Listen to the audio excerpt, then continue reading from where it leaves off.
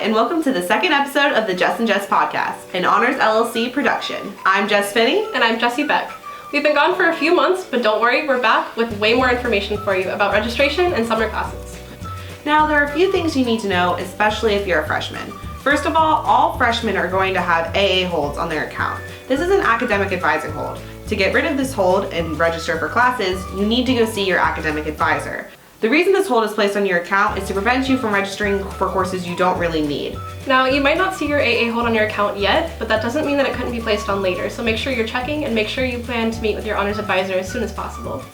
Additionally, it's crucial that students, regardless of your year, plan to meet with your academic advisor to make sure that you're on track for graduation, as well as meeting your professional and personal developments. For sophomores, make sure you meet with your academic advisor before the March registration deadline to make sure you're on track for graduation, as well as to talk about on-campus and off-campus involvements, to make sure you're having a meaningful experience and getting as involved as possible.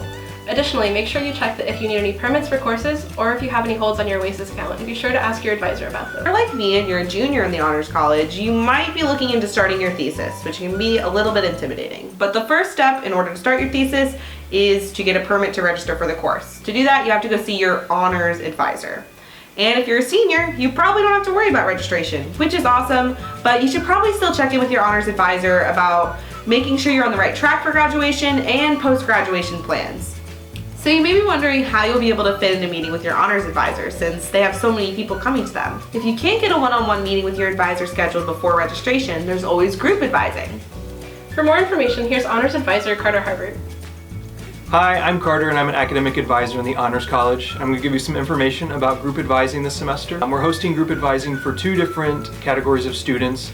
The first is for engineering students with Miss Banky or with Miss Cutchins. You should have received an email from them, but if not, you can always email them directly and ask them for the links.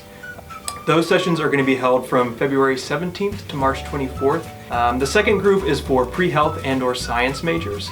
Those sessions are going to be held throughout the month of February and also in the beginning of March. We recommend that you RSVP early so that you can get a spot, but you'll also get those links from an email from either myself, Mr. Mejias, Mr. Lucian, or Ms. Cutchins. Group advising for both sections is for first-year students, so you have an academic advising hold preventing you from registering for the fall and summer semesters. The emails from engineering and from pre-health and science majors, there's a list of instructions, the things you need to think about before you come to group advising. So make sure you look those over, come prepared, get an idea of what classes you may need, but also come with any questions. So you're not expected to know everything when you get here. We're just going to look over those things with you and answer any questions that you have.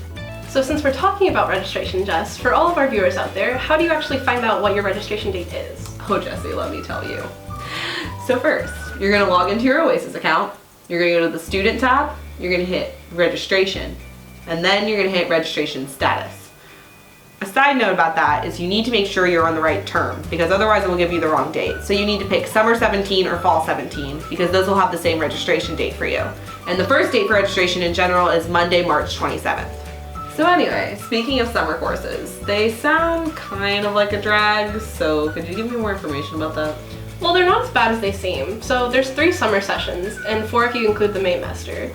Maymester lasts from May 8th to May 26th and it only offers online courses. Ooh. Summer A is from May 15th to June 23rd. Summer B is from June 26th to July 21st, and Summer C is from May 15th to August 4th. Now, all students who started at USF with less than 60 college credits have to take at least 9 credit hours during the summer. So if you want a more spaced out experience for your summer class, you should probably take Summer C, because Summer A and B are going to be a little bit more condensed, right? Exactly. Okay.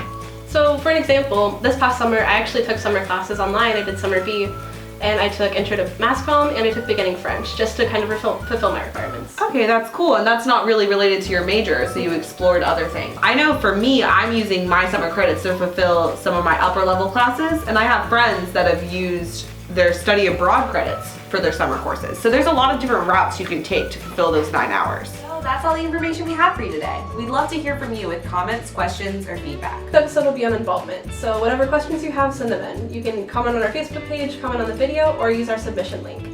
Goodbye and go Bulls.